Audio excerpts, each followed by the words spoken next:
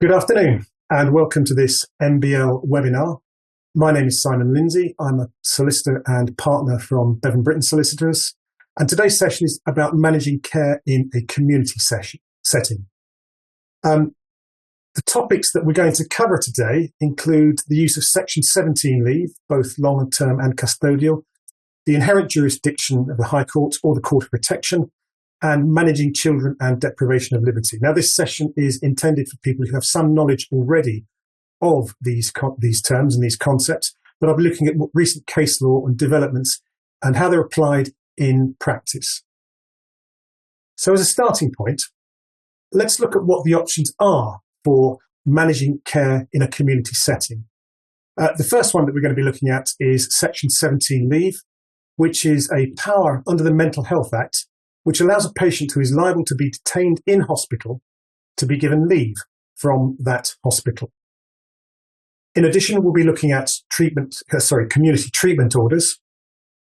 These allow a patient who is detained under Section 3 of the Mental Health Act to be discharged subject to a power of recall. In other words, the patient is in the community, they are not subject to powers under the Mental Health Act, but they can be recalled to hospital. It's a slightly different arrangement from that which you have with Section 17 leave. We'll also go on to look at the deprivation of liberty authorizations, which allow an adult to be deprived of their liberty in a care home or a hospital. But in particular, we'll look at how those interface with Section 17 leave, with the Mental Health Act, and with court powers in the Court of Protection and the High Court.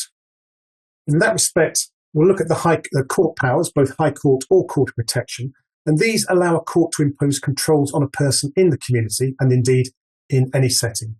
And we will also look, with some reference at least, to the Children Act, which allows the imposition of controls on children. So that's a broad outline of the sort of areas we're going to be looking at. I'll be focusing mainly on the first four, but also on some powers that there are under the Children Act.